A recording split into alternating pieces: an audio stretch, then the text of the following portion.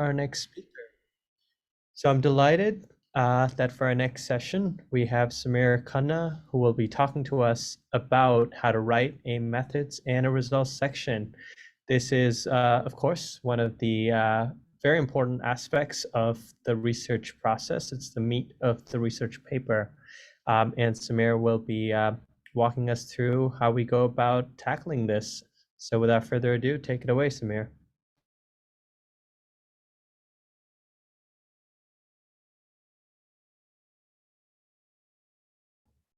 Can you hear me now? Okay. Hello, everyone. My name is Samir, and I'll be talking with you guys about how to write the methods, experiments, and results sections of a machine learning paper. So first, let's go over the learning objectives for this section. Our aim by the end of this section is to understand the ins and outs regarding writing a research paper. While Oishi spent her focus on the introduction, discussion, and conclusion, right now we'll be talking about the methods, experiments, and results sections, and getting to know and understand how to make them as effective as possible by taking a deep dive and looking at examples. Of course, any good machine learning paper would be remiss if it didn't include figures and tables, and many machine learning papers also utilize mathematical equations to explain concepts. Thus, we'll also be taking a look into how to incorporate them into our paper and how to make sure everything ties together in a manner that flows from one section to the next well. So if you watched Oishi's section, you might remember this visual from a presentation that likens research papers to asymmetrical hourglasses. This is because in the beginning of the paper, you want to discuss a couple of main things. First, what is the problem? Second, why should people care about it? Third, what makes this a hard problem? Fourth, what is your solution to said problem? And finally, what makes your approach novel and smart? Then in the discussion and conclusion, we break down results by research question and category, compare and contrast with prior work, and finally, we highlight surprising results. During the talk, Oishi mentions that these sections aren't places where numbers or patterns or specifics should be mentioned. That is because the methods section, the experiment section, and the results section are really the best places for this type of information. These sections are where one really starts to dive into the details about their process and brings up all the math needed to not only for an expert in the field to understand your proposed approach, but also so that they could replicate your approach from scratch if they so desire. These sections are the area where you don't hold anything back and explain everything in as much detail as possible. So now let's start to talk about the methods section, namely why should you care about it and what is the general structure of an effective methods section. First, it is important to note that while following the suggestions that will be provided later on, you need to ensure that your methodology is 100% accurate. Including mistakes can lead to reviewers having a negative opinion about your work and can even lead to your paper being rejected from your venue of choice. Indeed, as shown here in the quote from Europe's reviewer guideline, incorrect claims or methodologies are the primary reason for rejection. So while you edit or write your methods sections to be as effective as possible, it is equally important to make sure that the section is as accurate as possible as well.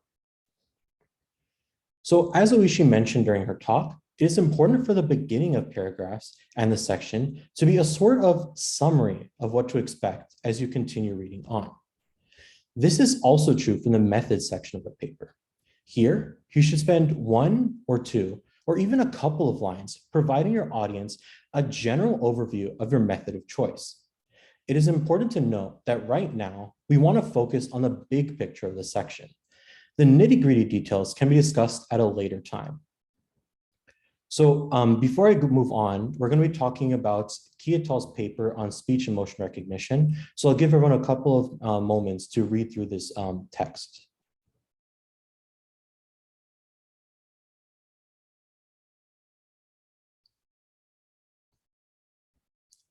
Okay, so in this example from Key et al.'s paper on speech and motion recognition, there are two things it does well and another it could improve on. First, it starts out by discussing a recognition model, the section their work mostly focuses and touches upon in their paper. Second, They end their general overview section by mentioning specific model types, specifically the SVM and ANN models. This is great as it guides the reader into the discussion about their models, their architectures, and any mathematical equations that may come up later. The reader now has a good idea as to why we care about these SVM and ANN models. It is because such models can be used for recognition, which is a key part of speech and motion recognition. One area, though, where this section could use improvement is the introduction of the corpus. Since the corpus itself is not a novel contribution of this work, it would serve better to discuss this in a later paragraph or perhaps in the experiment section of the paper. Talking about it so soon merely detracts and pulls attention away from what we wish the reader to focus on, namely these machine learning models and how they relate to speech and motion recognition. So next is the background information in the methods section. While this section should be focused on what makes your work novel and how one can go about recreating it if they choose, your work will be building upon the work of papers that came before. Thus, it is important to provide background regarding where your work lies within the body of published works when writing your introduction. It is important that you include background information regarding tools, functions, equations, and other crucial things that might be necessary for your reader to know about in order to understand the methodology. Of course, there is an important balance that needs to be at play here. Things that are commonly used, such as the atom optimizer or the ReLU activation, need not have a description regarding how they work. Background information really should only be included if the topic is something an expert or your general audience or reader may not already be familiar with, or if the algorithm or functionality is very critical for your work. So now we'll be going over this example text, so I'll give a moment for everyone to take a chance to read it.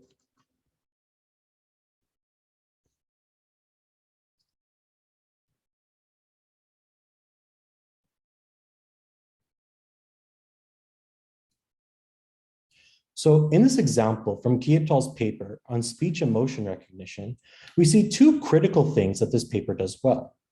First, in the beginning, it informs the reader that the proposed solution will be utilizing dimensionality reduction in its approach.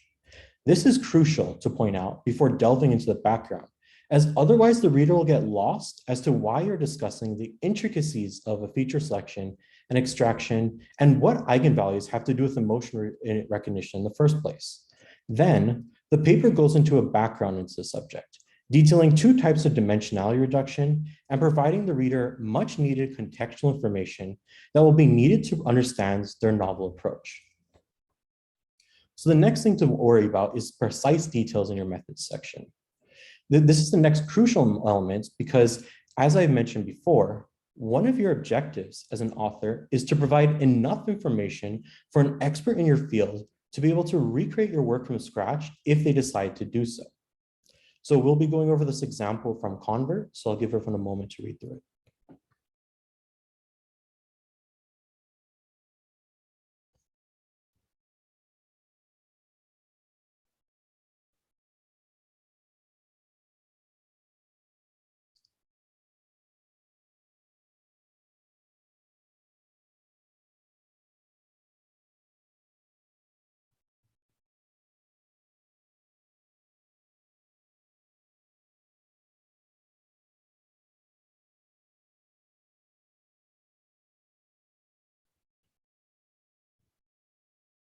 So in this example from Zhang et al.'s paper on Convert, they do this part very well. Here, they're discussing the various image and text transformations that they employ, which are crucial due to their work being on contrastive learning. Not only do they provide information regarding the transformations used, like cropping, horizontal flipping, and Gaussian blur, they also go into details regarding how these transformations are used. For example, a detailed explanation regarding how color jitter was applied can be seen here. They discuss that not only brightness and color adjustments were applied to their color jitter augmentation, as medical images are monochrome in nature. This not only tells us that what they did differently from previous work, namely Chen et al.'s paper on SimClear, but also the reasoning behind this deviation. And this falls nicely into the final key point of the method section, which is the justification. It is important to tell the reader what your approach is and how it works, but it is equally as important to explain why you made the choices you did, as opposed to a different approach that a reader might have thought that you could have also worked in your situation. A professional reader is skeptical by default about new research being proposed. It is important to preemptively answer any critical questions the reader may have regarding your paper as a whole. This helps bolster the strength of your paper as it shows that you were forward-thinking and carefully assessed the approach you finally chose and that other potential approaches that exist in literature. So here we'll be going over an example from the Convert paper, so I'll give everyone a moment to read through it.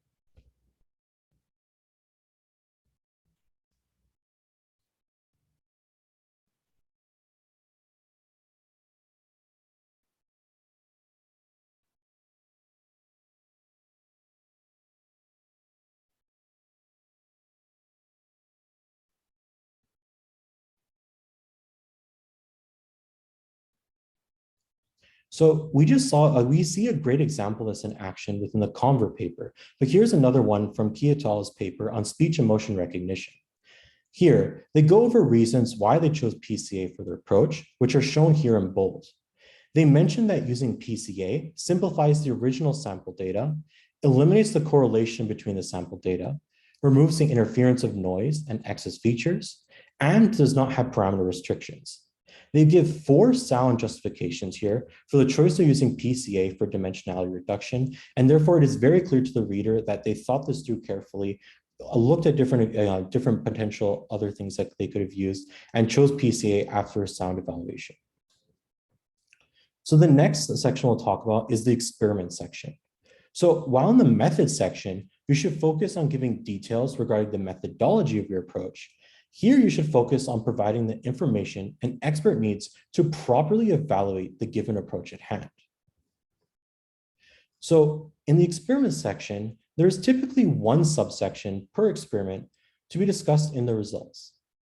Each section should include various details, like information regarding the dataset used, model-specific information, like the size and architecture, and training information, which should include things like the type of GPU used, the amount of time it took to train the models evaluated, and the training hyperparameters to be used during training. So first, let's go over some examples regarding dataset information. Here are 2 examples here with Convert on top and Lewis swing transformer on the bottom. So I'll give everyone a moment to read through these first.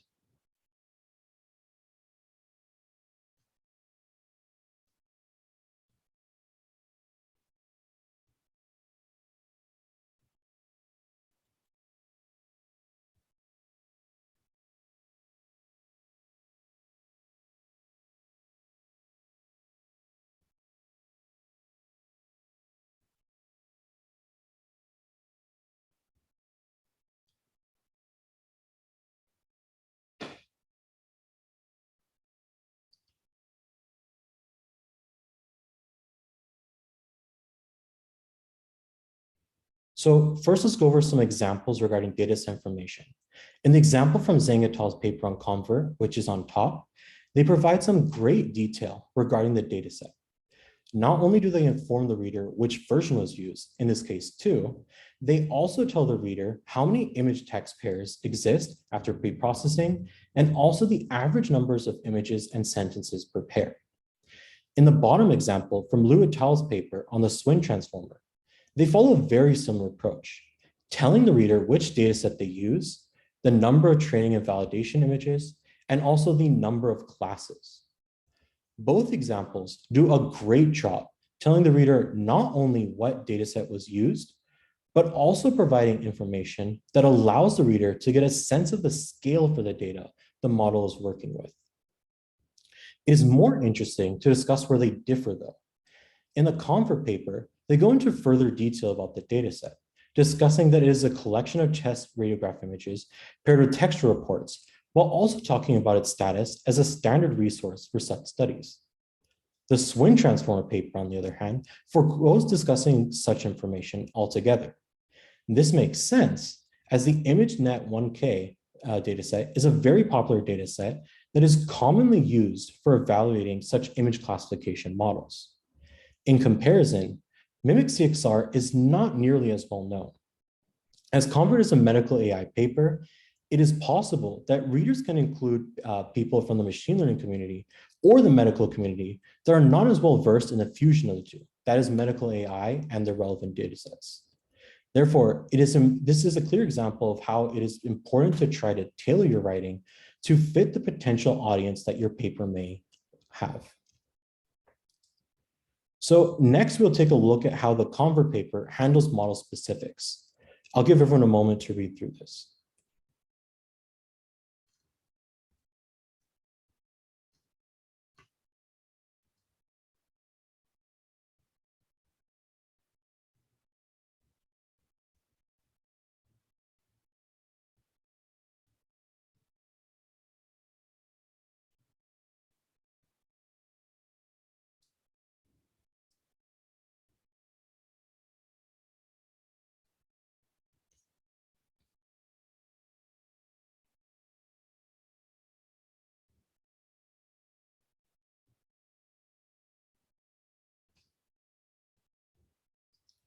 So there are a couple of things here that this does really, really well. First, it not only mentions that Convert uses the SimClear architecture with the ResNet 50 image encoder, it also provides a link to the exact implementation used within the paper. This can prove to be very useful as it allows the reader to and provides the reader a way to create this architecture and deploy a similar approach for their own use cases. Next, they continue by identifying parameters that are critical for reimplementation, such as the model's output dimension, the loss function used, the temperature, among other things. Since they utilize SimClear, they briefly mention the image transformations employed, but really only discuss color jitter transformation in detail. If you may recall from earlier in the talk, this is because color jitter transformation is where Convert deviates from SimClear due to medical images being monochromatic in its nature. So finally, we'll look at some examples for discussing training information.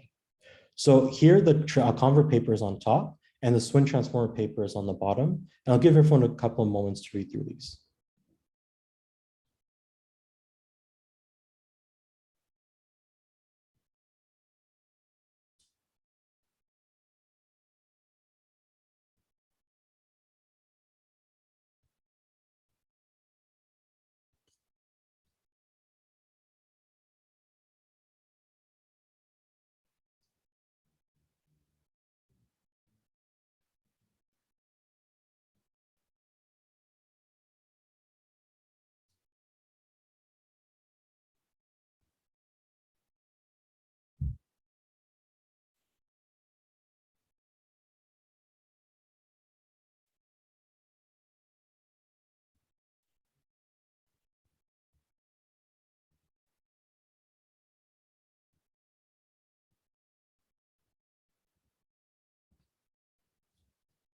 Okay, so both the Convert paper on top and the Swin Transformer paper below discusses things like what optimizer is used with which hyperparameter information regarding the learning rate, the weight decay, and the number of training epochs, among other parameters.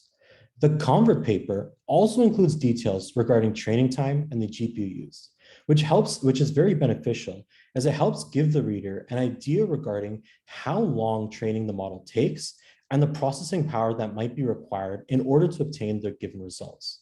This is very important because if you need an application where it requires a small GPU, you might not then use Convert because it was trained on a Titan RTX GPU. So now that we have seen how to display information in a detailed manner about our proposed methodology and an evaluation, next we will discuss effective ways of showcasing the results of our experiments. So just like in the methods section, in the results section, it is important to provide a general overview of what was found after running the experiments as detailed in the experiment section. This is critical as it provides the reader a general idea regarding what they should expect later on when they continue to read this section and take a look at any figures or any tables within the paper. So here are three examples here. The top one is Convert, the second is from the MedUp paper, and the bottom one is from CXR Repair. I'll give everyone a moment to read through these.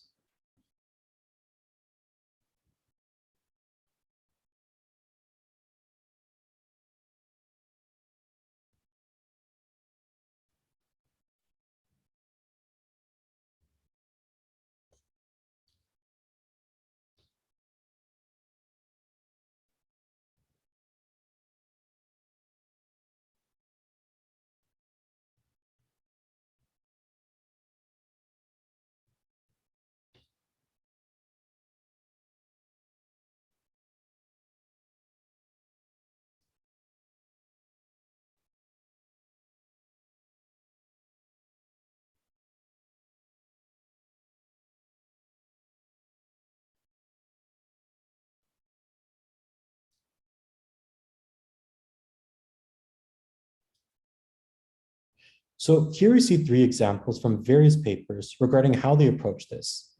As I said earlier, the top example is from the Conver paper, the second is from the Medoc paper, and the bottom is from CXR pair. All 3 take a very similar approach, electing to discuss how the paper fits in when related to the baselines using phrases like provides markedly better representations, consistently large improvement, and provides clinically accurate reports. This is important to note as there are differences between what each model's end goal is. Conver and Medoc aim to produce a classifier that predicts changes. Aims to predict changes within predicts diagnoses between diseases. However, CXR repair, what it decides to do, what its purpose is to do, is to produce clinically accurate reports.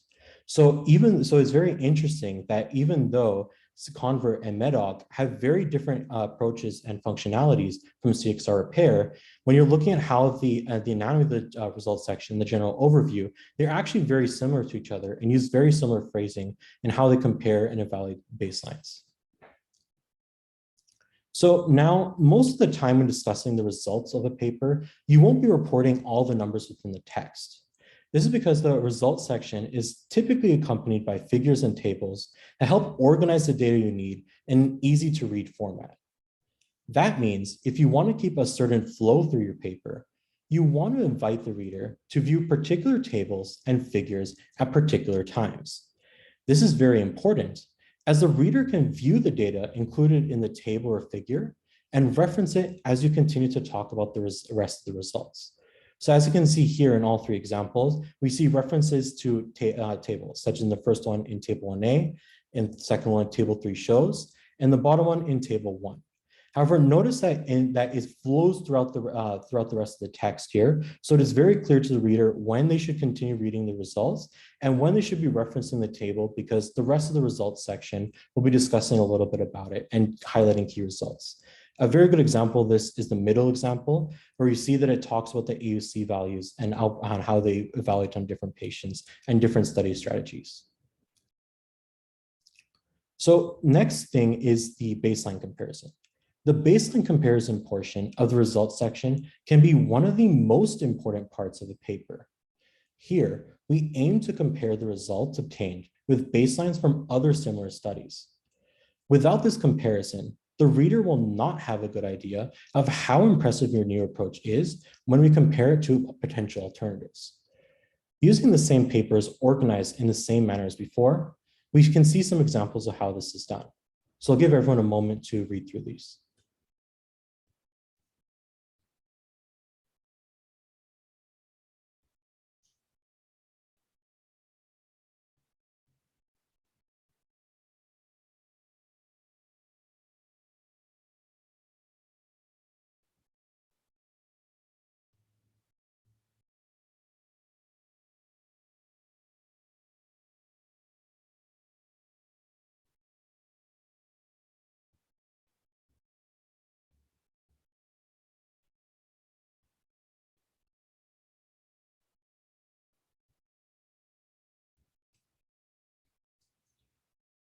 So all 3 of them highlight key results from their tables using phrases like able to achieve classification results better than the default, no significant difference, achieves much larger downstream AUC, and slightly beating.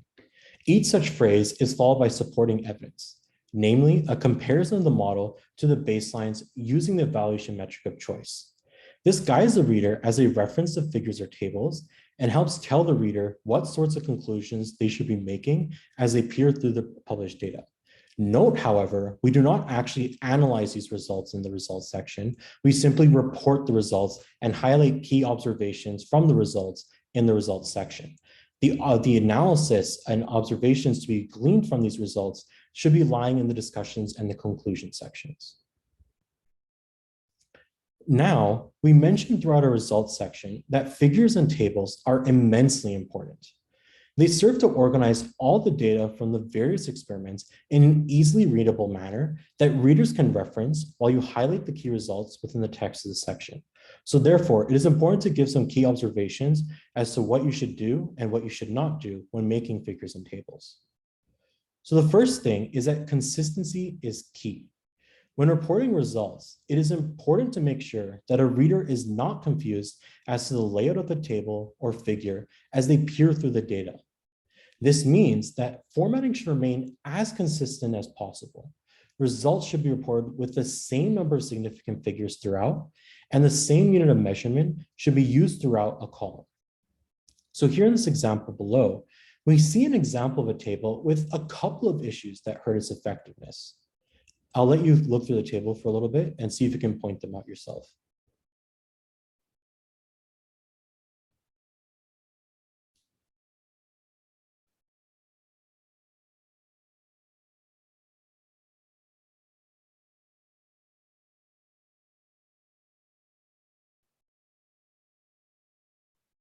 So let's start off with the leftmost column.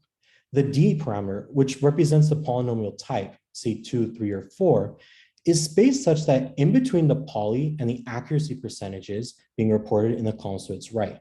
It's right in between them. So while this information is technically part of the first column, the layout and organization of the table makes it appear as if it's its own column altogether, which adds to the table's messy appearance and it can potentially even confuse readers. Next, there's a large difference in the number of reported significant figures. This can be alarming for a couple of reasons, as if the reader is left wondering if this was a stylistic choice or if there were inconsistencies regarding model evaluation that could have been an important confounding factor that may lead to discrediting of your results. This reduces the overall efficacy of the paper as a result. And finally, while this isn't super important, it might be a good idea to use dashes or some other form or symbol to indicate the absence of data for your particular rows. Currently, the tables feel sparse and incomplete, which is not an impression you want to give to your viewer or reader. Here is a great example of a fairly complex table in the Convert paper. I'll give everyone a moment to look over it.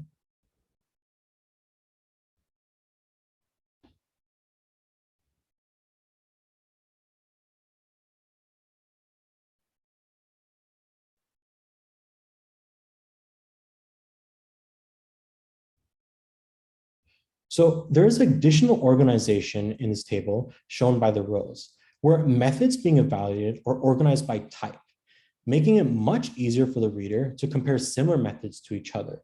In this case, we can easily compare the general initialization methods and easily compare the in-domain initialization methods.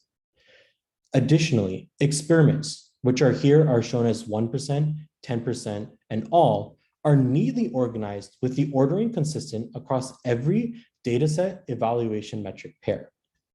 Note that this ordering is even kept for the COVID-X accuracy, which is the third experiment, where it is not evaluated even at 1%. However, because the organization is constant, it is still very clear as to the organization and layout. And plus, there's additional spacing to let the reader know that this portion of the table should be kept a little bit more careful, kept a careful eye on, and therefore there's a change as a result of it. Next, all results are reported with a consistent number of significant figures, which helps make the table look nice and neat. And then finally, the important results are all bolded, which helps the reader see which model under which experimental configuration performs the best. Finally, next, clarity is critical. Many readers gravitate towards the tables and figures without reading the results section first. This is important. Therefore, it is important that the figure can stand on its own. A good caption, therefore, there's a couple of ways we can do this. First is that we should have good captions that describe the figures and the tables. Next is that we should have detailed column headers. And finally, if we're using figures, they should be well labels. Here's an example of what we should not do. There are a couple of key issues with this. First, it is difficult to infer the organization of a table because the first column has multiple different things that could possibly be in it. The top two rows are different from the bottom three rows, but there's no indication whatsoever in the table to indicate to us that this should be the case, and therefore the reader's left being confused. This is even worse if we look at the other portion of the table, the last three columns, because there's an inconsistency between numbers. The bottom three rows, again, seem to indicate the values should be on a continuous scale from 0 to 100, but the top two rows look very different from one another. Again, the bottom three rows have the same issue as before, where the number of significant digits are not the same, which only hurts the readability of the table and adds to the confusion. Finally, the caption on the top of the table is very short and does not detail enough information regarding the table for us to understand what exactly is going on just by looking at this table alone. Here's an example of what you should do. This is from the Swin transformer paper. Since it's a little complex and a little bit stuffed, I'll give everyone a couple of moments to look through this.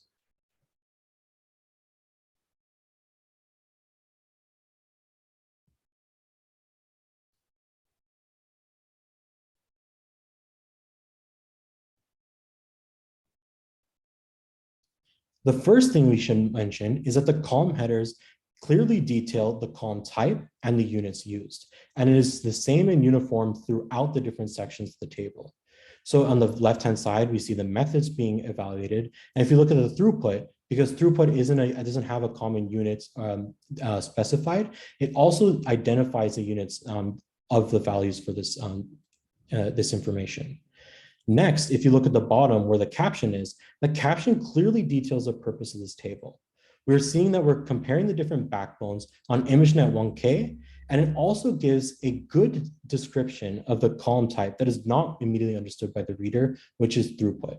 It tells us that it's measured using a specific GitHub repository, and it also gives us details about the GPU, because the throughput would change from one GPU to the next. Finally, this table is split into subsection based on experiment type. This tells us at a glance that the top side is different from the bottom side, and also makes it very clear to the reader the organization and layout and where we should be looking at for the different sections when we're reading the results. Now, the next thing we need to talk about is the overview figure.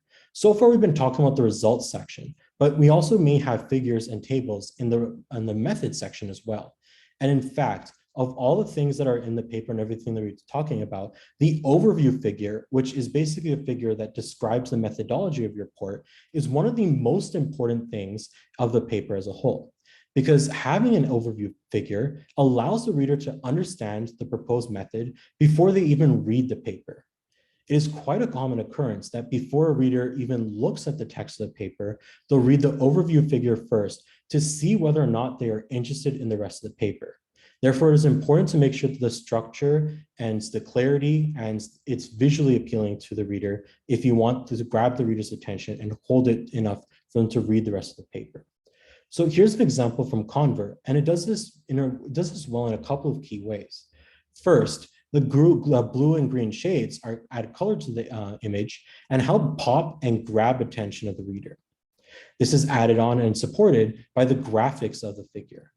As we can see here, there are included graphics such as the chest X-ray images and the text encoder shapes to help hold the attention of the reader.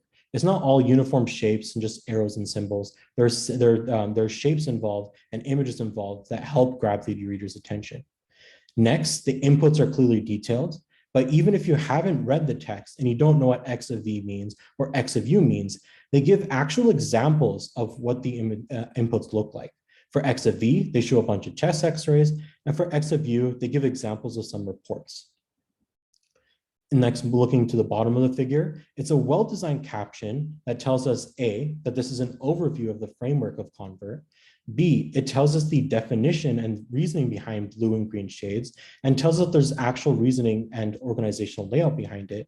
And finally, it gives us a short one-sentence summary explaining what exactly Convert is about. It tells us that it maximizes the agreement between true image text representations using bidirectional losses. And the figure itself shows this very clearly as well. The caption tells us the input and the output, and the figure matches that exactly. And finally, the figure has a clear directionality given by the arrows, which tells us exactly where we need to go look, in this case, from left to right, in order to understand the methodology of the paper. Here's an overview figure, and here's an example of what we should not do when we're looking at an overview figure. Here, note first that there's a lack of color. If we're looking at this image in a paper, this wouldn't pop, this wouldn't catch our attention, and we may gloss over it rather than focusing on it, which should be the case for an overview figure. Additionally, the boxes, the dotted line boxes, overlap with the text of the figure, which hurts the readability more and makes it harder to understand what's going on. Speaking of the text as being cut off, if you look at the top and the bottom of the figure, you can see that there's a box that says emotional feature extraction and has an arrow pointing to feature reduction, both in the offline training section and in the bottom section. However, in one of the arrows on the bottom, it shows emotional feature on the arrow, whereas the arrow on the top does not have this. This is inconsistency regarding the labeling of the transition states of the figure and just adds to the confusion and makes it less readable and harder to understand what is going on in this figure. And finally, unlike in the Convert example we looked at earlier, there's no visualization of input and there's poor clarity as to what the output is. From this, we're not able to really determine what goes into the model and what comes out of the model. And then there's also a very non-descriptive caption, which simply says the process of speech and motion recognition. There's no description as to what's going on in the figure, what are their inputs, what are the outputs, what exactly the model does. Just by looking at this figure, we wouldn't get enough information in order to determine if the paper is interesting or not. And in this case, most readers will probably ignore this paper and move on to another more interesting looking, another paper with a more interesting overview figure. Now, here's another example of here's another good example of an overview figure that I want to touch on briefly because it does a couple of things that are very interesting compared to the previous example. So just like the other example, it clearly shows the inputs. We can see examples of the report corpus. We can see an example of a chest x-ray. And it also clearly shows that the inputs to the text encoder are multiple, whereas the input to the image encoder is singular. The methodology visualization is great as well, has very colorful, shows us the different colors to separate out what is the text encodings versus the image encodings, shows us the dot products as a different color, and shows us the dot product of the specific pair that we're looking at in a different color to highlight that this is the one, and this is how we're able to determine what is the predicted report that is given to us. And finally, we also see an example report of example predicted report, which shows us that we have clear outputs as well. So just from that top half, we're able to determine what the inputs are, what the outputs are, and very clearly we're able to determine how we got from the inputs to the outputs. But this is all the same as what the Convert paper does. But one thing that this paper, the checks repair paper, does that's different and more interesting is it also includes a great evaluation visualization. So as we can see here, it also adds an example report, and it shows a blue score, which tells us the similarity between the two reports, and gives us another ways of evaluating, such as using the Chexpert labeler to get other metrics such as the embedding score and the F1 score. So this figure does really well, is it shows us the methodology visualized very well, but also the evaluation visualized very well. So this figure as a whole gives a very good summary as to what goes on in the paper, and it gives a very good example of what's going on in the paper. And this is a golden standard essentially as to what we should look for when we're giving overview figures. So the next thing we're going to talk about are equations. So in methods and results and experiments, you're likely going to have a lot of equations that explain as to what is going on in your methodology and how you're able to get from one input to the other. So it is very important to have equations and have them mapped correctly. But why is it important that we need to format the equations in a specific manner? Well, here are some examples from the reviewer guidelines from NeurIPS that show this very clearly. As you can see here, reviewers docked off points from the paper by mentioning that the equations were not formatted correctly. So in the top example, there's an issue regarding line breaks and equal sign. And in the other one, in the bottom one, there's issues regarding the frame superscript and some miscommunication regarding inference. So as you can see here, proper formatting introduction of equations is important because it gives the reviewer a bad taste in their mouth and makes them more likely to be critical regarding the rest of the paper. So the first thing we need to do regarding equations is make sure that when we're writing our text for our equation that accompanies our equation, that we're able to read the text without having to even look at the equations. In other words, the reason for this is that readers will typically initially read through the paper, skimming through complex formulas first. They won't look at it through thoroughly in depth, and they shouldn't have to.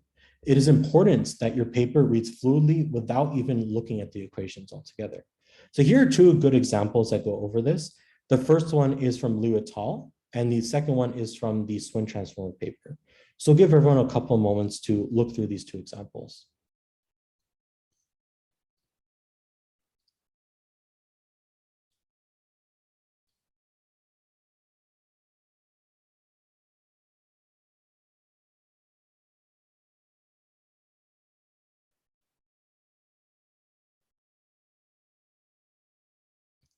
Okay, so these are the same two examples from the previous slide, but this time I used a black box to block out the equations.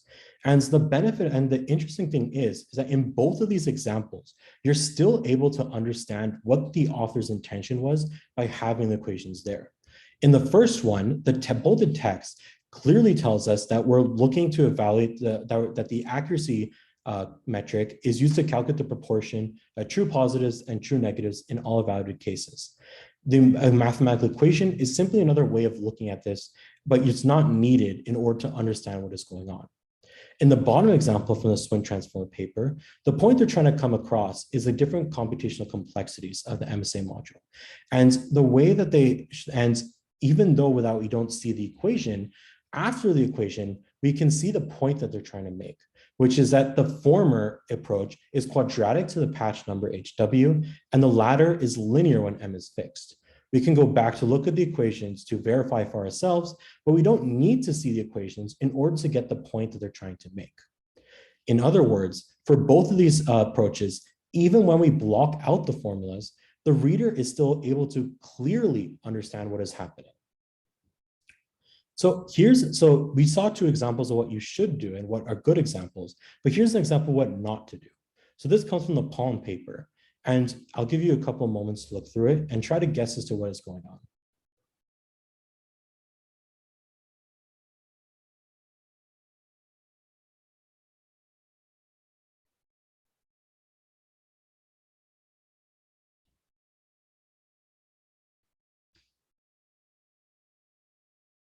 So in this case, there is no real explanation from the formulas used. So just by reading this, if we don't have external information, we're not aware of these formulations from previous work, we wouldn't know what is meant by a parallel formulation versus the standard serialized formulation. There's no explanations of the formulas, so this text is actually very hard to understand and doesn't get its point across very well. So if we were to fix this, I would give a little text explanation at the bottom, explaining in detail what exactly the difference is between the parallel formulation and the serialized formulation, and also explain briefly why we're using a parallel formulation as opposed to serialized formulation that is standard. So the next thing that is important to take into account is that using precise language is very important. Here's a very simple example of a mistake I think we've all made at least once or twice in our life. So if we're trying to talk about a solution to an optimization problem, we may simply say, without thinking too in-depthly about it, let X be the solution to the optimization problem. There's an issue with this, however. The word "the" makes it such that we're implying that X is the only solution. But is this really the case? And is this what we meant? Say, for example, that we meant that it's only one of multiple solutions. We should change this such that instead of it being the solution, it says us the solution. So it says let X be a solution to the optimization problem. This helps let the reader know that there are other potential solutions. The convert paper and the CXR repair papers do this very well. I'll give everyone a couple of moments to read through these before I talk about them.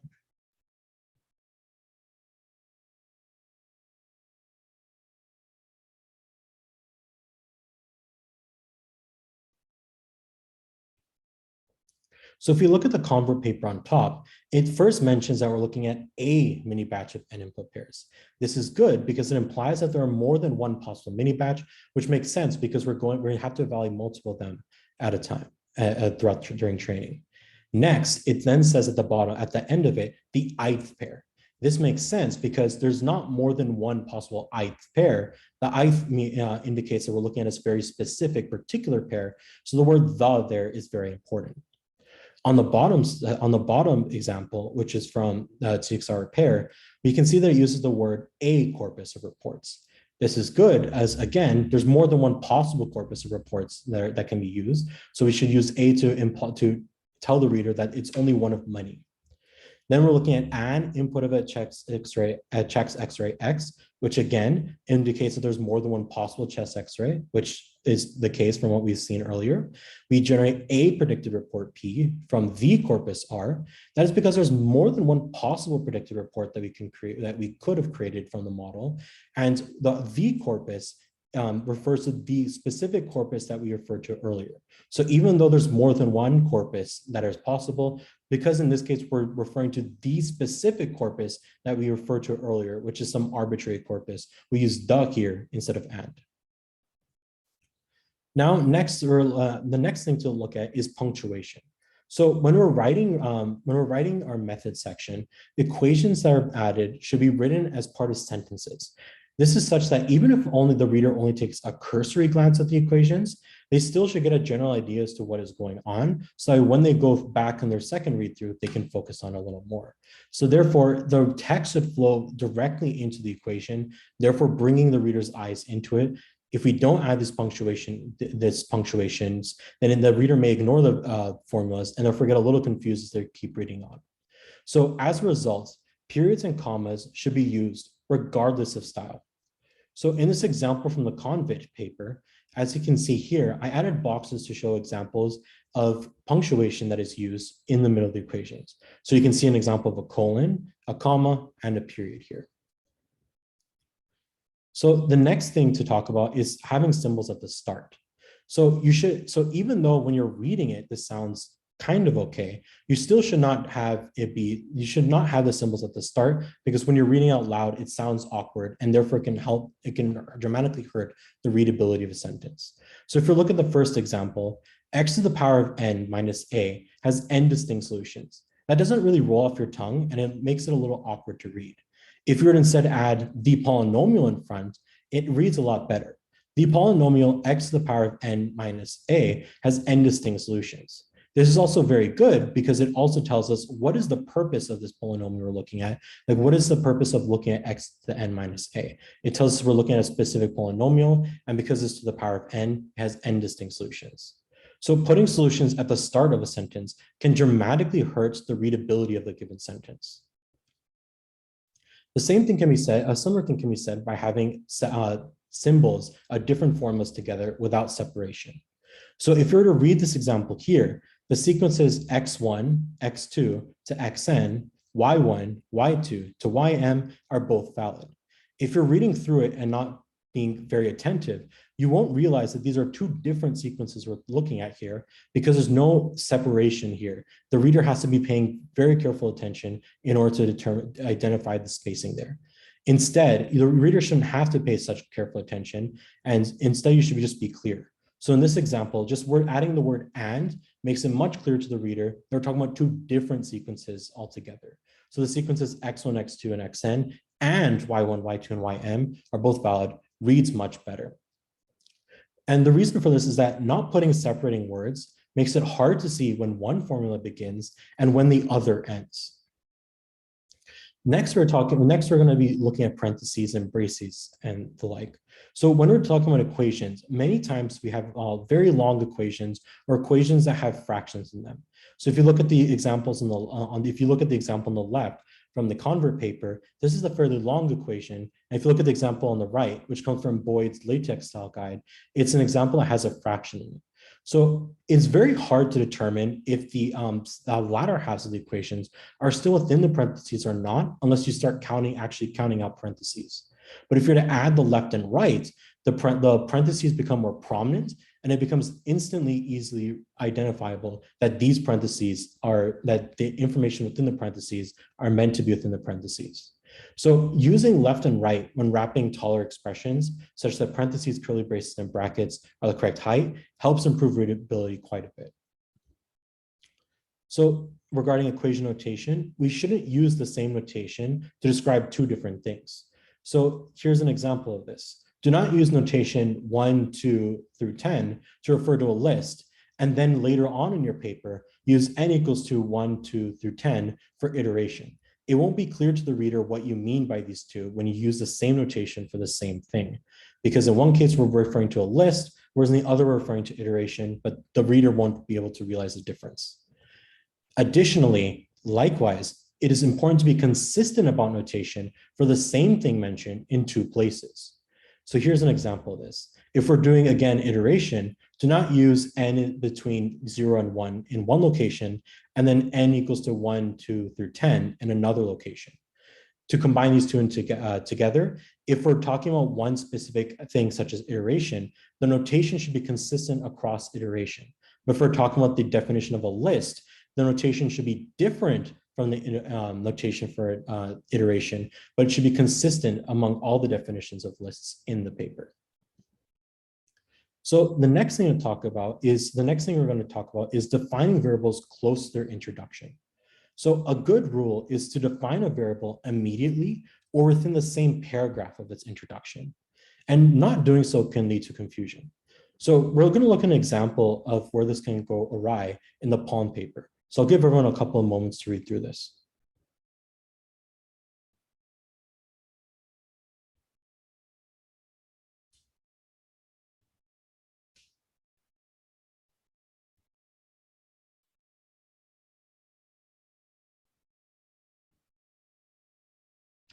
So if we look at the very top, we're looking at the Swiglu activation function here. There's a couple of issues with this. First, there's no definitions for what X, W, and V are. So unless we have external information about how activation functions work, we're not entirely sure what is the input and what are W and V in this case. Of course, since we're all aware of what activations are, we are able to determine this. But say if this is a more complex function, it'll be a lot harder for us as the reader to understand what is going on. Additionally, while we may be familiar with activation functions, we may not remember off the top of our head what exactly the formula for the swish function is. And in this case, this example of the Swiglu activation is not very easy for us to understand, because if we don't understand what the swish function is, we can't really understand what the Swiglu activation is. And therefore, the rest of the claims they have, where they claim it is shown to significantly increase quality control, is not very easily apparent to the reader, because we're not able to visualize the function in our heads. We don't have a working theory as to how the function looks. And therefore, this paragraph as a whole is very hard to understand without additional external information, which when we're writing a paper is not a good thing. So here's an example of what you can do to improve the clarity tremendously. So this example comes from Convert, and I'll give everyone a couple of seconds to read through this.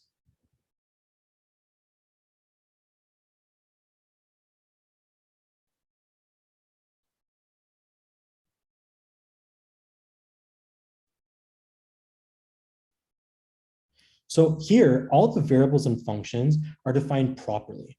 No external information is acquired to understand the concept, and all the information comes very soon after the introduction or before the introduction of the symbol.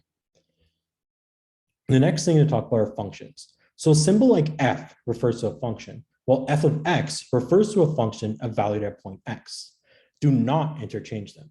So in example here, do not say the function f of x is convex, because f of x is a specific point evaluated at using the function x, but it itself is not a function. So here's an example from Convert that does it very well, using the same example from before. Where the functions are, we don't see it being evaluated, and they're very clearly shown as f of v and g of v are the functions. However, when we're transforming to vector v, when we're evaluating these functions, we very clearly see the parentheses show up, and we can clearly tell the difference between the function being evaluated and the function we're just referencing the function as by itself. Next is the differences between math mode and text mode. So when we're giving descriptions about our variables, we should not italicize English in math mode. Italics imply vector multiplication, which is likely not what you mean. So in this example here, bad subscript best does not look right because BEST may seem like we're looking at vector multiplication of B, E, S, and T. A better example is to use text mode, which shows that a straight text that is not italicized and is very easy to understand.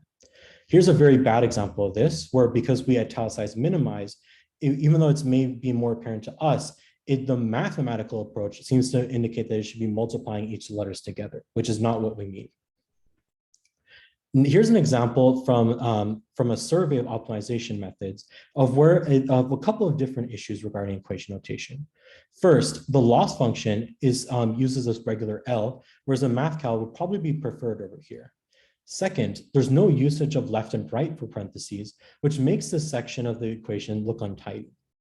Third, the V old and MTM, it's not clear as to what is meant by old and MTM. Are these different vectors or are these texts? And another thing is that MTM is a specific singular vector. So we should probably use a single letter for this as opposed to 3, because this just adds to the confusion. Next, the subscript should be preferred over superscript because it sounds like we're taking v to the power of OLD, which is not what we mean.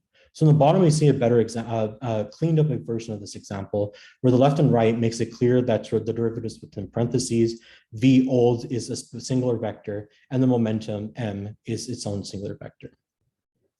So here are some miscellaneous things regarding equation notation that we can talk about. First is formal logic.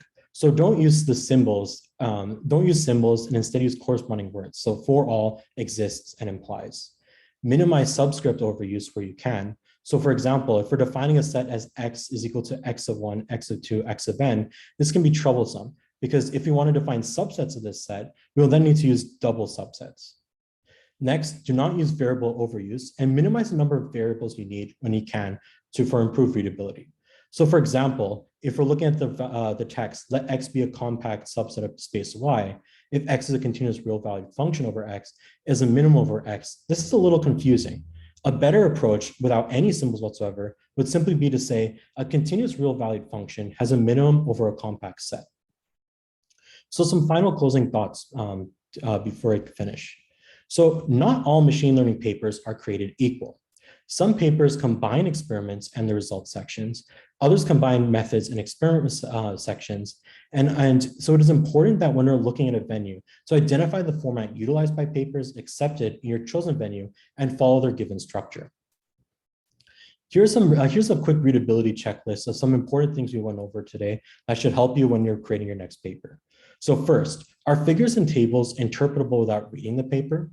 Does the reader get a good understanding of the paragraph from the beginning sentences alone? Is a paper understandable without looking at the equations? Does the overview figure do a good job at grabbing the reader and explaining the methodology of the paper? So to close out, here are the things we learned today. We looked at the content of these parts of research paper, the methods, the experiments, and the results. And we also covered how to make effective figures, tables, and how to incorporate equations into our different sections. Well, thank you so much.